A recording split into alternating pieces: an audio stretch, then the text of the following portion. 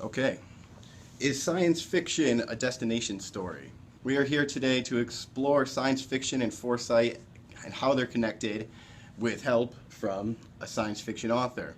The we here is the book club for foresight students at the University of Houston with the Master of Science in Foresight. I am Joe Murphy representing that group, and with me we have Brenda Cooper, science fiction author and a futurist. Could you tell us a bit more about yourself, Brenda? Sure. I've been probably got 10 or 12 science fiction books out and 30 or 40 stories. I typically write hard science fiction, and I started writing with Larry Niven, which was really very cool. Of Ring World fame? Yeah. My first novel Very came out impressive. with Larry Niven. It's called Building Harlequin's Moon.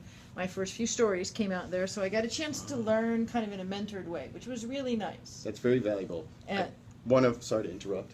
Oh, I was just going to say, I also learned some of my futurism in a kind of a mentored way, because I got to work with a pretty well-known futurist from this coast anyway, named Glenn Heemstra. So that's how I learned some of my futurist things that I know how to do. I am not, however, classically trained in foresight, so I'm jealous of you and all of you guys who are getting the formal foresight training. Nowhere near as jealous of as we are of you being able to be part of such a fun genre of literature.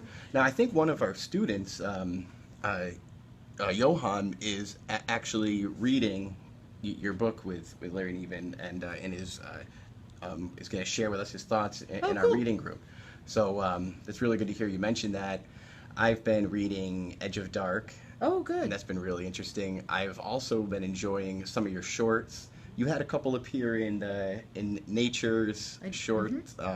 That's really interesting. Now, Nature's is one of the top premier scientific journals in the world. Always has one of the top impact factors, and it's so interesting that they have an ongoing column of fiction pieces called Futures. Now, they're all fiction, right? They're all fiction. One of the interesting things is some of them are written by those of us who are science fiction writers, and some of them are written by scientists who are also interested in playing with fiction. That's great. And they're lovely short. They're just flash pieces. Yeah. They're 950 words, no more. They can be less, but generally they aren't. But, it's right about what will fit on one 3-column page. And Nature does this lovely job illustrating them.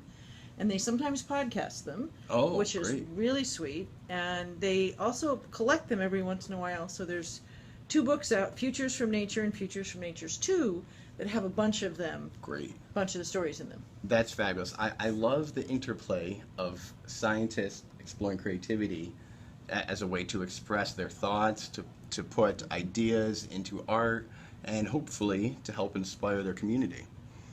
So it seems to me, and I'm still a foresight student, but it seems to me that foresight is about methods, and sci-fi is about art and creativity, and that they're connected by that creativity, by curiosity.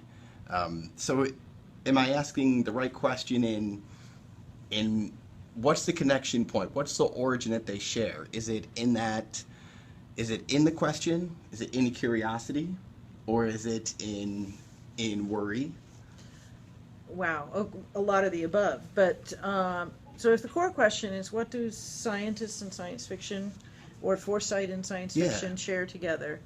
I would say we're absolutely worried about the same things.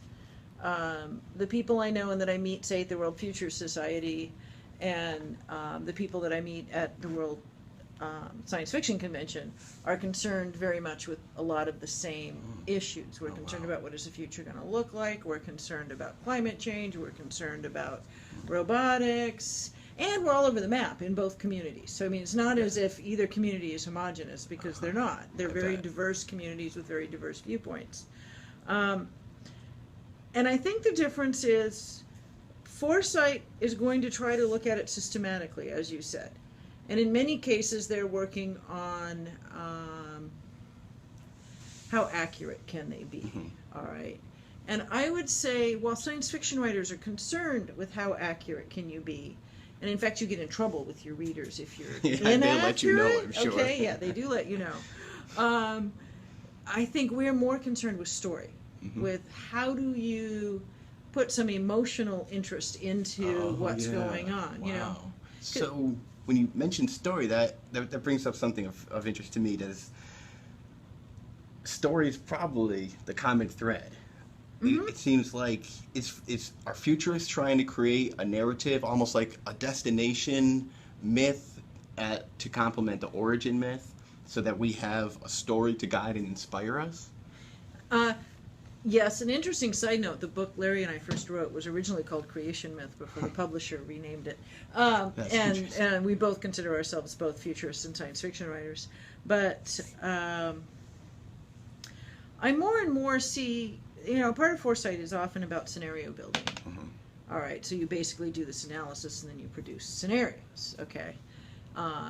And more scenarios are now being told sort of in story form because it's easier for people to understand it, and that's particularly true when you're going to a broader audience.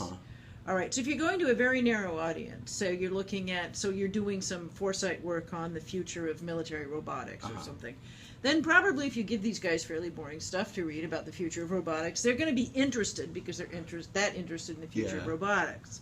But if you're talking to a general audience, the general audience can often be more engaged by, say, a story of what someone who is experiencing the future of education is going to find learning is like 20 years from now than they are by a less interestingly portrayed scenario or a more straightforward, traditionally played that makes sense to me. Scenario. I mean, and frankly, just good writing matters, whether it's fiction or not fiction, in your scenarios as far as helping people understand them. Yeah. So that makes me wonder, maybe the biggest difference between science fiction authors and strategic foresighters is that when you're putting forth an alternative future scenario in foresight work, you may write it as fiction.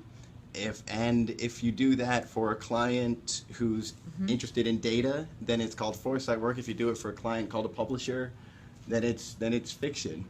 Well, there's slightly more differences than that. I remember the name. We were talking earlier about Ari Popper's company, and it's called Sci-Futures. Okay.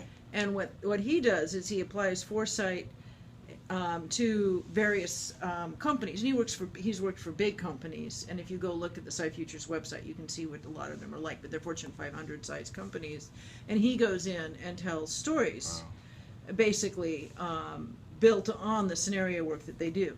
Now, as a fiction writer, I'm allowed a little more leeway than you are when you're doing foresight, or really than I am when I'm doing foresight or talking to an audience about a futurist topic. Yeah. So, for example, in Edge of Dark, when I'm writing about transhumanism, I don't have to make the science work because I'm writing far enough off in the future that I don't, for example, explain how some of the things happen to the characters that happen to them in detail. Okay, well, if I were doing foresight work, I would probably have to care enough about the science to at least prove out that it was going to work. Yeah. Well, now I can just assume that some of these things, magical things, are going to be able to be possible in 5,000 years from now. So you can make more assumptions as a writer, and you have a little bit more freedom in fiction. You just don't have an infinite amount of freedom if you want to be considered a serious science fiction writer. Yeah. So if you think of someone like Kim Stanley Robinson, one of my favorites, he does a lot of research. He's very, very research-oriented. In fact, I've sometimes found the books he did the research with, like his Mars books, he used a book called Terraforming, and Larry and I used the same book for building Harlequin's Moon. And you could actually see it in both of our writing, I'm pretty sure. Werner Vinge is very specific and very, very detailed about what he's doing. So you'll see that a lot of the people who are really looked at as hard science fiction writers, Greg Bear, spend a lot of time with scientists and doing stuff to make sure that we understand what we're doing and are not totally clueless. That's great. As I actually come from science, I studied physics first. Good. So when I read science fiction, I really appreciate when I see the basis in science where it comes from, and then see where the imagination comes in. But at least a nod to and it's to probably, the science is great. Is it extra irritating to you then when someone gets a piece really wrong? Yeah, I admit it is. But I enjoy the context. Okay, fair enough. So this is really, really great and useful. So we're talking a lot about we've covered a lot about how sci-fi and creativity can and should inform traditional futures and foresight work. Does it go the other way Can foresight inform science fiction? Sure. All right. Who do you think we talk to? Uh-huh.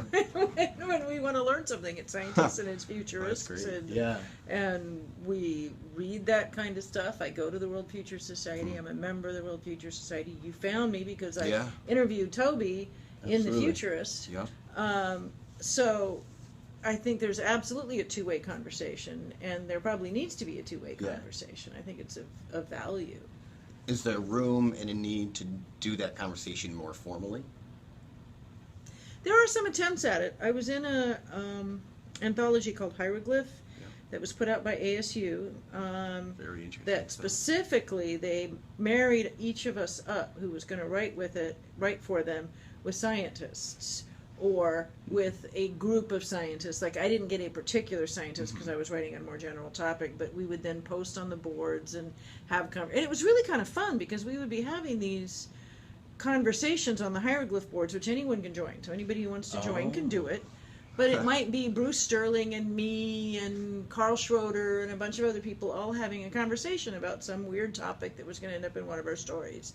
And there would be scientists from ASU or other scientists who've been pulled in feeding in on it. So I think those are some of the ways that happens. It's not directly one with foresight, but many of us study it. I'm not formally trained in foresight, as I mentioned. Madeline Ashby is formally trained in foresight and writes science fiction. She does a fabulous job. Her next book is Company Town, which is coming out from Tor. We'll have to check that out. Carl Schroeder is formally trained in foresight. He's a Canadian author.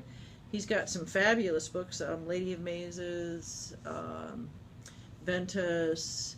I can't remember his most recent titles, which is really irritating, but all of his work is really good, and it's pretty deeply centered in his foresight work that he does.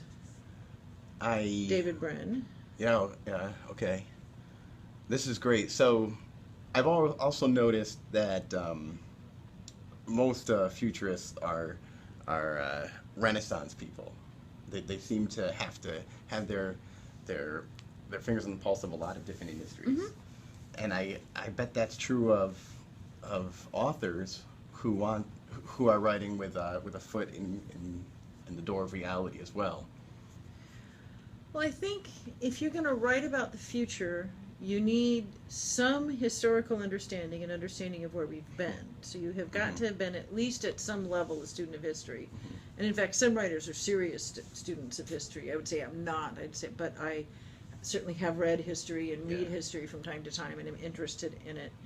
And you have to have a sense, if you're world building, so if you think about when you're writing a science fiction story, you're trying to build a world, you have to understand economics, you have to understand psychology, because you're creating characters and things, you have to understand the sciences and the stuff that's going on there, and then you probably want to understand power structures and how that works. So, if you think about it, and then depending on how detailed you get, you might also be having to understand biology or the biology of space plants or whatever. Like Andy Weir, the guy who wrote The Martian, who I have not met, but I know of a person who worked with him on editing that book a long time ago. That book was a long time coming because he did tons and tons and tons of research in order to get that book right. Yeah. Am I seeing, with The Martian as an example, a return, an upswing in science fiction and mass culture? I've actually heard from a lot of people that there is. I don't know I don't know how much it's translating to sales yet. We've had kind of crap science fiction as a cultural driver in movies for a long time. But it's almost always apocalyptic, and it's almost always bad science, and it's almost always got Tom Cruise in it. I mean, I don't know what to say. Okay? But Fair enough. It's entertaining. Okay, so I mean, I go see the movies, Sure. all right, but I don't think they're fabulously built on good concepts for science. Okay, but even Star Trek isn't okay because you've always got the red goo or whatever it is, and the red shirts and all the other stuff that go with that. But I think there's a bit of a resurgence in interest in it because of climate change, because of the fact that so many things are happening so fast. So I'm thinking there's more interest. Yeah. Maybe not in movies, but in books and in people being interested in reading good books. I also think whenever any of us science fiction writers write a book that catches on with the popular culture, that helps all of us. Mm-hmm.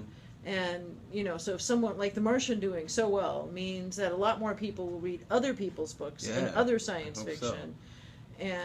And I also think science fiction writers are getting better than, I won't say than we used to be, because I love a lot of the classic science fiction, Yeah. but maybe broader. There are more women writing, there are more people of color writing, there are more people from other places, so there's a little broader appeal. Are there female science fiction authors you would like to point out that we should make sure to check out? Well, I mentioned Madeline Ashby already. Nancy Kress, of course, if you don't already read Nancy. She's Yeah, probably the not most awarded science fiction writer out there. Really? Oh, and speaking of which, did I just see very recently, last couple of days, that you were nominated for an award? I was. Something called the Canopus Award, which is brand new. And I just think I'm tickled pink by it, because it's actually, it's for being, for excellence in interstellar writing. All right. I mean, how cool is that? Okay, so I mean, I have no idea if I'll win the award or not. I kind of suspect not, because I'm up against Kim Stanley Robinson's Aurora. Well, I'll be rooting for you. Congratulations. That's yeah, really cool. Thank you. So. All right, so we'll check out those authors you mentioned. Mm-hmm. Speaking of gender, is the gender gap in sci-fi, is that shifting? Are we seeing progress in that, or at least in the dialogue? We're seeing, actually, there's some pretty vociferous dialogue going on about it, some of which is a little too vociferous, in my opinion. I think we're seeing progress in it. We're certainly not equivalent. There are not as many women writers in science fiction, and women writers still tend, in general, not to make as much. But there have been a few years where the Hugos were split pretty evenly. Anne Leckie, who's another one you should read, just did a fabulous job with her Ancillary Justice and Ancillary Sword series. Ancillary Justice swept the awards, which was great. Yeah. So I think that women are making progress. In fact, we're making more progress as writers than I think we are in drawing women readers. Oh, interesting. There aren't that many women readers that I Really? see. You know, a lot of women readers for fantasy. Yeah, yeah. Okay, a lot of women readers they're not as for visible in urban sci-fi. fantasy, for all of that. But for hard sci-fi, you still don't see a whole lot of women, even at the conventions. You see some, and I think it's increasing. Interesting. But I would say the women writer success is going up that much, and our readership of women, we're still not doing as good a job as maybe we could. I wonder what we can do to assist in that area. It seems like it's not just an issue for social justice, but it's an issue for success, for creativity, for having more diverse groups and leading to more diverse thought. Well, and it's an important issue if you're thinking about the fact that, in my mind, conversations about the future are one of the most important things we need to have right now, because we're in this time of accelerating change. We are in this time when the future 10 years from now and 20 years from now and 30 years from now is actually going to look pretty different than today. And already my world is completely different than my world as a child. You know, and sometimes we don't realize that because we've lived through it. Yeah, yeah. But, you know, I was trying to explain to someone what it was like to grow up in the 60s and 70s, which was when I grew up. And it was like, you didn't have cell phones. I mean, your parents didn't have cell phones. You certainly didn't have a cell phone. Nobody knew where anybody was at any given point in time. It was very easy to get lost physically in the world and not know where you were. And not, you know, all these things that just don't happen to us anymore. That's an interesting difference in itself. Yeah, yeah. So I'm looking for a quote I think I read recently. You mentioned the difference. The difference is just within our lifetime. A lot of those are cultural, but are they driven by technology change or vice versa? And does that play into how we think about and prepare for futures through art? I would say it's not driven through one or the other, but I would say probably it is an ongoing conversation where technology is influenced by culture. For example, that device you're holding in your hand, which is an iPad, small iPad, and the device we're talking to, which is an iPhone, were probably both influenced by science fiction, if nothing else by Star Trek, which gave a lot of people the idea that we could have these lovely handheld communicators. Okay, but yet culture often drives technology as well. For example, most of us futurists and science fiction writers totally miss social media. Didn't get it at all, didn't see it. But social media has driven a lot of the changes in the devices that we have, and it's driven a lot of how we write about things. Oh, wow. Yeah, I bet it changes the way we communicate, and we thus communicate for asynchronous audiences. Mm-hmm. So you mentioned the Apple devices and Star Trek's tricorders. Do you have favorite examples of technologies that have likely come from science fiction? I was just reading the Neuromancer, Gibson's Oh, Neuromancer. great. Yeah, that's get ready good. for this. And it made me think of virtual reality, Uh-huh. of I think even Bitcoin. There was cryptocurrencies. Yeah, Bitcoin almost surely came out of that. Second Life, which is now sort of dead Second Life, but for a time it laid it was a lot of really groundwork. interesting. It laid a lot of groundwork for places I think we're going to go in the future. Came out of Neil Stephenson's Snow Crash. Oh wow, okay. Okay, almost directly, and in fact they say so. All right, Really? the creators of Oh, Second really? Life Oh, basically that's said this came from Neil Stephenson's Good for them for giving Snow credit. Crash. And I think it will be ubiquitous and continue to go forward, regardless of the fact that Second Life itself seems to at least be not on a positive buzz cycle at the moment. I think there's a lot of stuff in medicine that's come out of science fiction. Okay, all the way back to Star Trek. But there are people looking for ways to diagnose diseases in the field. Yeah. I was just hearing, I think today at the International City Managers Conference, not the most forward-thinking or exciting place to be in the entire world, although a great place full of And an great people. important group for each conversation. It is actually an important group because these are people who care very greatly about their communities, and actually local city governments are pretty interesting places. That's actually what we're sitting inside of the office my office in a local city government right now. But the conversation I heard was that there was going to be an app with a device that you could attach to your phone via the power cord port that you could blow into, and it would diagnose a number of things, one of which would be whether or not you were drunk, so that you could decide whether or not you could drive a car. And it may even be different apps, but they would also have one that would be able to diagnose, I think, and work with like 10 major medical indicators that they Wow. can get out of your breath, one of which is blood sugar. And think about how useful that could be for diabetics. Wow. Yeah. That's amazing. Okay, and I heard about it today. I haven't looked into it to find out, more about it, but I mean, immediately the whole room went, ooh, Yeah, I bet. because that could make a huge difference in distance medicine and driving down the cost of healthcare, which is one of the big negative drivers and drags on government and tax money and stuff like that right now. So do you think this specific technology example might have an impact on political and economic futures, as you're mentioning, and how does that go? So I like this example because it helps me to wonder what the reality is. So you've got a technology that is inspiring creative thought to solve solutions within a political sphere that will have economic impact. How does that go forward? Well, if I'm wearing my Futurist brain, I'm going to say that goes forward, because if it becomes ubiquitous and inexpensive, and if you look at I'm wearing a Fitbit, I'm wearing a smartwatch, we're already connected to the Internet of Things. So add that so that you can then track your blood pressure every day. You can track whatever other things you're looking for every day. So let's say you want to try, you're tracking your blood sugar, and you're relating that to what you eat, and you're relating that to other things. You might have an app that would tell you what to eat or what to do in order to get your blood sugar to the level that you ought to have it at. Maybe even one where you can just take a picture of your meal before you eat it, and it's going to tell you what it thinks is going to happen. And it's connected to your doctor, so that your doctor can sort of tell what's going on. And in fact, we already have a situation like that here. We have a city-owned clinic, and there is a health app connected to that we're not forced to use, obviously, because that's not the regime we live in, but we can use it.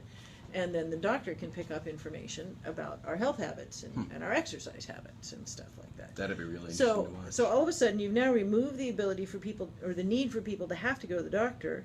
You've driven down the cost of basic diagnosis. You've probably driven down the cost of medical tools, because now you're not going to need certain things. And Just hopefully, look at the web of impact there. right, the huge web of impact on that. And if I had my science fiction brain on, then I might figure out how to tell a story where these things got hacked and a certain somebody got in trouble, or and they had to find the hackers, or something like that. So the first place you go with sci-fi is the what if, is the worry to go to the new problems it may elucidate. So can I ask what what has you walking on your toes? What has you a little bit looking over your shoulder and worried about for what might be coming down the pike? Well, anybody who's not worried about climate change right now has obviously got their head in the sand. I do think we can innovate our way out of it. I think we can use science and technology, but we've got to do some social engineering, and we've got to change some people's opinions about that. So climate change worries me the most. There was an article in today's New York Times talking about how all of the pre-agreements that countries are beginning to put together to bring to the Paris Accord get us, if all of them actually come true and everyone meets their agreements, so they not only have to make the agreement, then they have to meet them, that gets us to 6 degrees of warming at the end of the year. Oh, wow. At the end of the century. 6 degrees of warming will kill us. Yeah. Okay, so it's like, beyond the hello, tipping point, you know, are you here? Or if it doesn't kill us, you know, we're pretty good at figuring out how to survive. It will still kill a lot of us, and it will do a whole lot for the sixth extinction and bring a whole lot more animals down with us. And we really should not do that. It would be irresponsible of us. So that's the one that worries me the most. The other one that I think worries me, and I wrote about this a little bit in Edge of Dark, and since you're not through it, I won't give any spoilers. But there's a theme I run into often, and you'll have it in your Foresight studies, and I run into it at the World Future Society, and I run into it at science fiction conventions, which is sort of that the idea that, you know, we're going to reach nirvana by becoming post-humans, and technology is going to save the world, and we're going to upload, and we're going to be, you know, suddenly free of the mortal coil, and we're going to be better somehow. And I think this is kind of a scary fallacy. Okay. I think we are going to see changes, and I actually think we're going to have what's going to be looked at someday as a post-human society. But I think that we have to solve our problems rather than take them with us into that future. I like that. So the danger is looking at the salvation from the singularity. Right. And thinking that we can separate ourselves completely from nature as well. I'm not sure that we can. That, you know, that if I could upload and live forever, that would really be all that satisfying. I don't know. I agree with you. So I bet every science fiction story has at its heart, no matter if it's post-human, if it's AI-centric, that it has at the core the human heart, the narrative. Well, let's hope. Most do. Yeah. Better stories have the human heart. Should all Foresight work also have a core of the human heart? If so, the reason I ask is you bring up the post-singularity transhuman future. Right? So that might be a narrative where I don't see the human heart telling the story. That's a really good question. Well, email me after you're done with Edge of Dark and let me know if you think it had heart. All right, I think it did. So email me that when you're done. I certainly tried to put it into there. But should all Foresight have a heart? I mean, on some level, I believe that all businesses should have heart. If you think about the place you're actually going to do Foresight, if you're going to do it for money, you're going to do it working for universities, which probably have a heart. You're going to do it working for corporations, some of which have a heart. Look at what Kickstarter just did, which I thought was really cool. Yeah, turning into a public benefit corporation or something. Yes, that's exactly right. You got it right.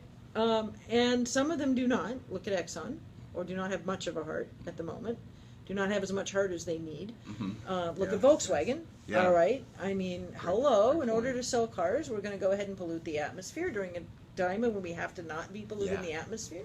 And they're going to sell them to people based on being green. I mean, I'm so glad I did not buy a Volkswagen. I'd be furious if I had bought a Volkswagen. I'm furious anyway, but I'd be really furious if I bought one with the idea that it had lower emissions and then it didn't. I mean, I have a Subaru. If I turn out to find out that they've done this, I'm going to be horrified. Yeah. You know, I'll drive my Subaru off a cliff or something. But so corporations should have a heart, and Foresight people, professional Foresight people, are likely to be futurists for corporations. And then the question is, can you use your scenario building and things to help build a heart into corporations? And probably only if the upper management is going to agree with you. The people who hired you are going to want that. And some will and some won't. Yeah. You know? So it has to be in their language. And so I mentioned too that I'm in an MBA program as well, and I'm taking a change management course now.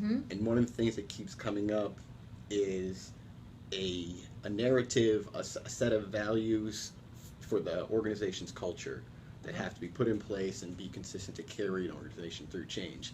So maybe that's another place a foresight or a futurist professional can fit in, is to help craft a future-friendly, human-focused narrative that also meets the metrics of the larger industry. And I think futurist work and foresight work is like any other work. I mean, you can be a geologist and you can work on something that you're passionate about that's positive. You can work on something you're passionate about that you're just curious about, that maybe is neutral as far as its implant on the world. Plenty of the foresight work may simply be neutral, you know, or you could, you know, work for evil. So you get to decide, do you work for good or evil, or simply to satisfy some curiosity? Hopefully nobody will end up working just to get a paycheck, because that's sad. Sad for everyone. So maybe, just as with being an author and with futurists, with it's like Spider-Man and his uncle said, great power comes great responsibility. The stories we put out there, they have an impact. I think they do. It's important to keep in mind. What we talked about what worries you. What keeps you excited? What's got you floating on air nowadays? I'm super excited about the fact that I think there's much more attention being paid to different ways of potentially doing business or running an economy. I don't think we've come up with the right solution yet, but I think we have come to the conclusion that a totally consumer-based economy is probably a bad idea. That the only way we're going to survive is by growth and more people buying more stuff, which they then have to throw away. You know, whether it shifts to more and more people buying more entertainment, but then at least you don't have to throw it away, or more and more people buying stuff that's been 3D printed that you can then resource so that you don't have to throw it away, whatever. But, you know, we're moving away from just a buy it and throw it away society, slowly. But it's something that's really important that we do. I'm certainly excited about a lot of the new materials. I'm excited about some of the stuff that can be done with carbon. I'm excited about space travel and the idea that we're doing a lot of pretty interesting stuff there. I like Elon Musk's idea. I mean, we may be saved by people like Elon Musk. I mean, you know, give me 10 really brilliant, really focused, entrepreneurial, slightly Asperger's people, and let them save the world, you know? I mean, so, which is sad, because we all need to do our part. But I mean, you know, there are certain people that are making a big difference. Elon Musk, Bill Gates. We need to unpower, or at least cut the fetters of the thinkers and doers amongst us, unleash the creativity in our community, and make sure maybe that we as a community are most ready for that creativity. So we've been talking a lot about stories, the idea of narrative. Something I wonder about is that I've been a fan of not only science fiction but classical literature for a while. And I think what I get out of that is a sense of empathy, a story beyond my time, just maybe the other way in time that I can identify with, and that helps me understand myself better. So I'm wondering if science fiction fosters empathy in characters that we want to aspire to. Does it foster empathy to like the future personas that futurists may apply when to scenario planning? One of the things science fiction has always fostered is empathy for the other. When you talk about alien societies, you're often talking about our underrepresented or our animals, any other group that doesn't have rights. Because really, when you write science fiction, to some extent, you're talking about the current problems. Because you don't even know what the problems are going to be 100 years from now. So you're writing about our current problems and putting them in a format or a way that people can look at them and see them without it being too close, so that it doesn't get their shields up. You know, so that they don't want to talk about it. All right. So maybe in that same way, futurist angles are holding a mirror up to yourself and who you hope to be, who we want to be. Well, they can be, you know. It can also be a warning. I mean, you know, 1984 wasn't about who we want to be. I mean, there weren't even really any heroes in that per se. Good point. Okay. So sometimes it's a warning, sometimes it's a call to action, sometimes it's just entertainment, frankly. Sometimes it's just the ability to explore something really cool and intellectual and interesting. And sometimes it's a beacon towards something that you could do, you know. I mean, think of 2001, A Rendezvous with Rama. Those are Arthur C. Clarke stories that were just fabulously thought-provoking, you know, and awe-inspiring, and get you to want to go out into space. I felt that awe from both of those, absolutely. Yeah, those were absolutely fabulous. Do you have a favorite, a singular favorite, or a top 2 or 3 pieces of sci-fi, whether they're books or movies? Wow, I read so much. I have so many favorites. I'll go with favorite authors rather than favorite books. Fair enough. And I would say Kim Stanley Robinson, because he's both good science and good, really good writing. Not page turners typically. Okay, so they're really, they satisfy my emotional interest in writing, but they don't do it in the sense that I can't put the page down. One of the new up-and-coming writers who I think is fabulous is Ramez Nam. And he's a Seattle area writer. Oh, really? And he has got a great series called Nexus, Apex, and Crux. And I might have them in the wrong order. It might be Apex, Crux, and anyway, whatever. I feel like I've maybe read a review for Apex. Probably. At any rate, Mez is just fabulous. He is also a working futurist. He came out of Microsoft, so he's a technology professional. He wanders all over the country right now, all over the world, talking to people about the future and about positive futures. He writes nonfiction as well as fiction, and both are very well done. He's got a nonfiction book called The Infinite Resource that talks about the value of creativity and entrepreneurialism as the infinite resource that's going to help us get past things like climate change. Oh, great. And then he's got his science fiction series, which is based on neuroscience. It's just absolutely phenomenally good. So he's very fabulous. interesting. All right, we'll have to put those on our list. Do these skill sets and these thought processes that we're talking about inform your work as a chief information officer? Probably. Fair enough. I'm sure they probably do. I think more interestingly, probably my work as a chief information officer informs my work as a writer and my work as a futurist. Because staying in the working world, while it has some disadvantages, because I don't have as much time to write as I would like, it does do a couple of things besides pay the bills, but it also keeps me more immersed in popular culture. It shows me what is going on in government, which is really kind of an interesting topic and an interesting place. It gives me lots of variety of people to study, because if you're a writer, you're always watching things and trying to figure out what's going on. And because it's a technology job, obviously, the two feed each other a lot on the technology side. Because if I weren't as much of a futurist, I probably wouldn't be as interested in some of the newer technologies. But being a technology professional probably drives some of that. I bet. Do you have any upcoming writing, any books we should be watching out for? Probably the thing I want people to read the most right now is the one you're on, Edge of Dark. I do have there's a second book coming out in that. It's a 2-book series, and the second book will be out next year at some point in time. Okay, great. I think in June from Pyre. And probably those are the things I'm most interested in. I have a collection of short work that just came out from Fairwood Press, and that's got the short stuff from Nature, and it's got a lot of other longer work and stuff that's done. It's got one of the early stories that Larry and I did together. Oh, great! As well too, and it's from a small publisher, and I like to support our small publishers. Do you think that a bit of the robustness of the future of publishing is going to come from small publishing houses? Oh, it absolutely is. I mean, right now we're benefiting from all of the above. I'm with the New York publisher for my bigger books. I'm with Small Press for collections, because I'm not a big enough writer to get a collection through a large house at this point.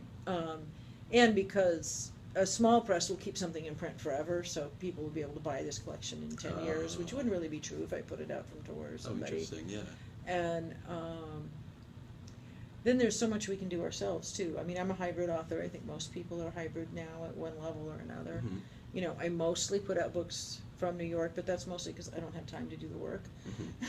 To do Yeah. the self-publishing's a lot of work. Yes, it absolutely is. We can only do so much in so many arenas. Right. Do you have other advice you'd like specifically Foresight students to keep in mind? It's a good closing question. Read widely. I read every day. I read news every day, and I read some magazine articles or blogs every day, because a lot of times people ask me, how do I know as much about the future as I do? And it's really from just reading news and reading other interesting books and reading nonfiction. And have fun with, I mean, you know, what a fun thing to do for a living. Yeah. You know, so Hold on to that fun. so remember that it's fun. Yeah, I think that's That's it. great advice. Well, thanks so much. Make sure you check out Brenda Cooper's books. The ones I've started reading have been absolutely enjoyable and illuminative. Thank you so much. I hope that Thank we you. can work more That was together. fun. Absolutely, very fun. Take care. Bye.